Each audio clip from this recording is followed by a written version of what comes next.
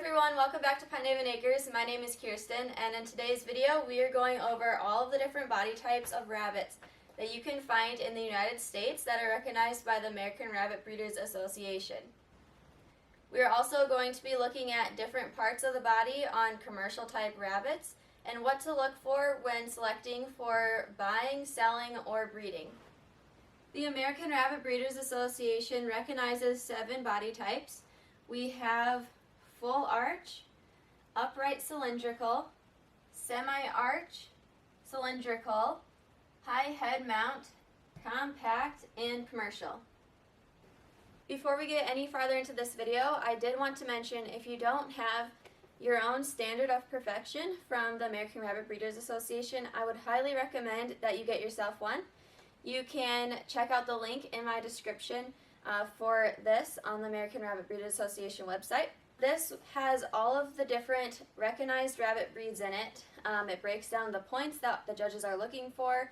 It also has diagrams on body types and different parts of the body that you should be looking for, as well as a huge glossary and common rabbit diseases and illnesses and a bunch more information. So if you don't have one, go check it out.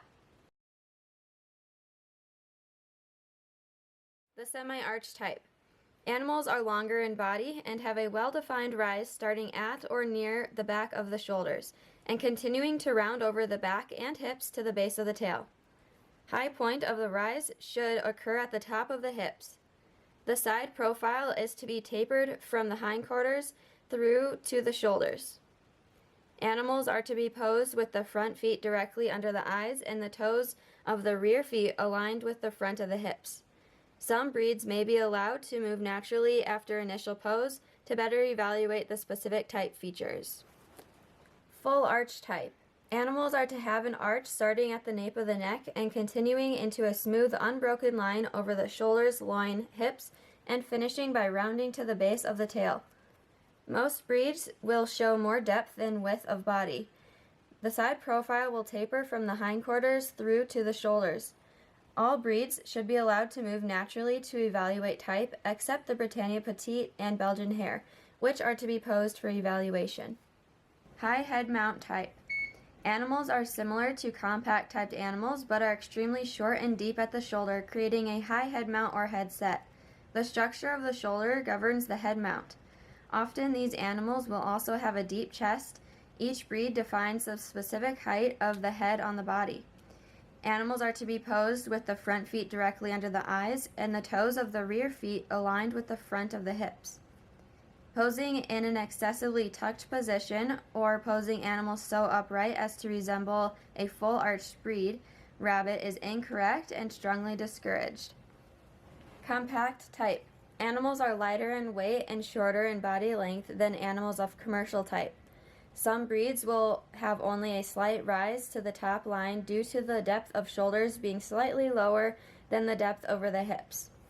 The side profile may be tapered or of equal width from the hips to the shoulders as specified in the individual breed standard. Animals are to be posed with the front feet directly under the eyes and toes of the rear feet aligned with the front of the hips. Posing in an excessively tucked position or allowing animals to move about the table is undesirable and strongly discouraged. Commercial type. Animals are of medium length with depth of body equaling width of body throughout. The high point of the top line should be over the hips. The side profile will taper from the hindquarters through to the shoulders. Fullness of body and firmness of flesh are important qualities. Animals are to be posed with front feet directly under the eyes and toes of the rear feet aligned with the front of the hips. Posing in a tucked up or stretched out position is inappropriate. Cylindrical type. Animals are to show a straight top line with no arch or rise. Side profile is to show no taper. The front feet are to be even with the eyes and the body stretched out with forelegs and hocks flat on the table. So the upright cylindrical body type was just recognized as a new body type by the American Rabbit Breeders Association in 2022. And the book that I have, the Standard of Perfection book that I have, was printed before that date. So it is currently not in my book. I have gone onto the ARBA website to try to find the body type description, but I did not find it. So I am going to be reading off of the Czech Frosty posing description that is on the website. And the Czech Frosty just got recognized here in North America, and they are the first variety and breed with the upright cylindrical body type to be accepted into the ARBA. So that is why I'm reading their posing description. Alright, so the Czech Frosty is posed with the hind feet squarely under the rabbit. The rabbit should rest lightly on the front feet, toes in line with the eyes, with the head carried in a medium position. Gently lift under the chin to evaluate the forequarters slightly. The shoulders should be level with or just slightly higher than the hindquarters to show off the desired straight top line. Czech Frosties should not be pushed down to the table nor stretched. Alright, so those are the 7 body types that are recognized by the American Rabbit Breeders Association, and I was reading from the Standard of Perfection. Alright, so we are really going to focus on our commercial body type. This is the most common body type for your standard meat rabbit breeds, like the New Zealand's, Californian, Silver Fox, Cinnamon, and so on. And then we also have this compact body type, which is a lot smaller but still very similar to the overall structure and body type of a commercial breed. Like a Florida White, for example, is a compact breed. So now for some terminology. We have the head, the ears, and then we have what's called the top line, and that is this whole top of the rabbit from the side view. Then we have the shoulders, which are going to be right up in front behind the neck. Then we have the midsection, which is from the shoulders up to the high point of the rabbit, and this is called the peak. The peak is the highest point of the whole top line, and it should line up with the front of the hips.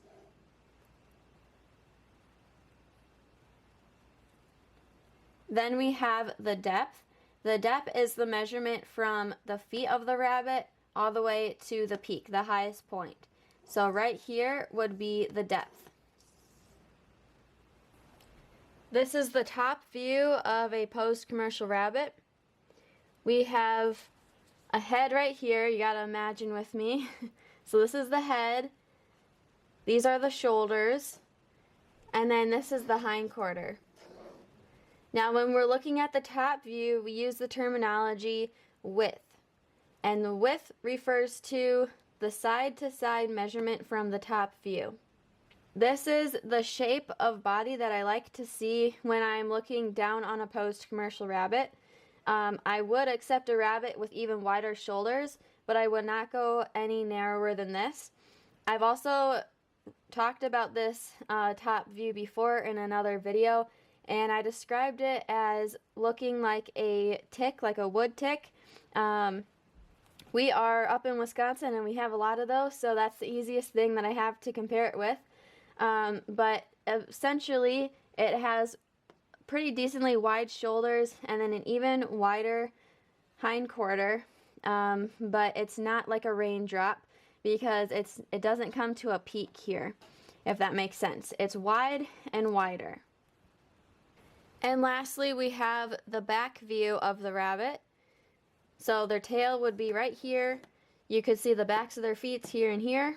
And these would be like the back legs right here. So for this, I like to see something that resembles a little mouse story.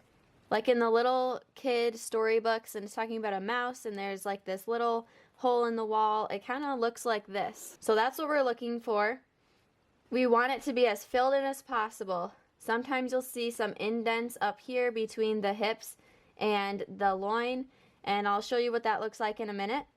But we want it to be as square at the bottom as possible and as filled in and round on top as possible. This is a side view example on a commercial rabbit of long shoulders. You can see my layout here. I've stacked this a black cutout of a rabbit with long shoulders on top of our good cutout with the red of a post-commercial rabbit. So if you look here behind the ear, you can see that this rabbit's shoulders come out flat and straight, and then it starts its rise up to the peak quite late. It really should start out really strong and straight up, like this red diagram here. Now the judges have different phrases that they will say when they notice something like this on the rabbit. They could say that it has long shoulders, low shoulders, it has a late start to the rise, things like that. And I think it really varies depending on the severity of the long shoulders. We are looking for that strong, steep rise like the red. Next we have the peak placement. Now this is something that I find really interesting when evaluating the rabbits and observing other people, other breeders and showers evaluate on their rabbits.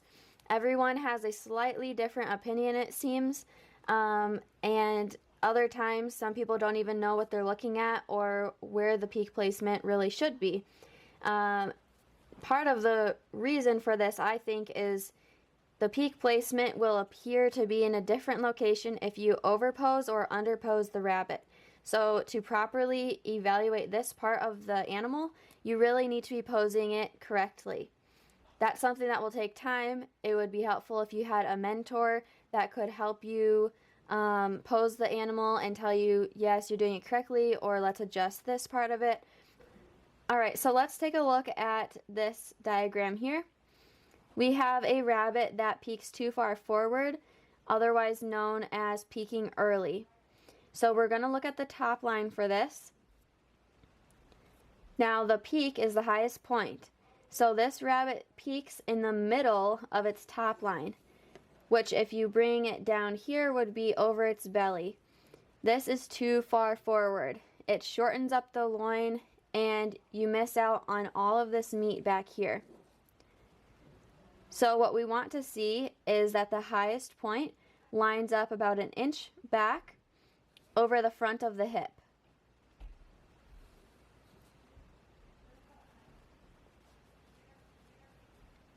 Now, to be honest, I would rather have a rabbit with a peak too far forward than a rabbit with long shoulders or a hollow loin. So it's not something, in my opinion, that is super negative and you should call all the rabbits that have this. Now, in some cases there are extreme forward peaks, and in that case, yes, I would call, but in my opinion, there are other faults that are a lot worse to have in your lines than a peak that's too far forward. This is also something that can be corrected with breeding pretty easily in some cases. So what you would do is you would have one rabbit that peaks too far forward and you would pair it with a rabbit that either peaks where it should or even farther back. And that way when you pair them, the baby should be evened out, at least a percentage of the litter. So you can start improving through breeding that way. But this is something, like I said, I see a lot of breeders really struggle to evaluate because they're not posing their rabbits correctly, or they have a misinterpretation of where the peak should be. Next up, we are back at the top view. This is an example of long shoulders from the top view or narrow shoulders. You can see instead of resembling a very filled in tick shape, we are left with a pear. I'm definitely a visual learner, so this is just what I imagine in my head. Feel free to come up with your own if this looks like something else to you. But this is what I see when I'm looking at a rabbit with long shoulders. The shoulder part here in the front is really pronounced and very narrow and small. In some cases, you'll have a rabbit with amazing hindquarters. Like, they're very well filled in, they're very wide, but the shoulders are just itty bitty and very small and narrow. Next, we have a rabbit that is narrow throughout. It's narrow in the shoulders and it's narrow in the hindquarters. With this example, we are really missing out on a lot of muscle mass and meat. This is something that you will definitely want to be looking for in your brood does especially. You're going to want very wide hips so that they don't have birthing complications, or they're at least less likely to. And it'll give you nice conformation. Usually the rabbits with more width, like this red diagram, will also be able to carry more depth and more closely resemble the breed standard. And this last example is what I typically see when a rabbit is lacking in loin. It is kind of pinching in over the midsection right in front of the hips. Usually when I see a rabbit like this, they are lacking a lot in muscle mass, and they usually feel kind of bony. And their body type is longer instead of more full and compact. Next, we have the back view of the rabbit. This is a very classic example of a hollow loin. You can see that the loin is right up here, and this is the meat that surrounds the spine. Now this space here is where the hollowness is. It's between the corner of the loin and the top of the hips. There's a few things that cause this. One would be that the rabbit peeks too far forward and it's pulling the loin forward with it, but the hips are staying in place, so it really takes away the muscling that could fill in this space.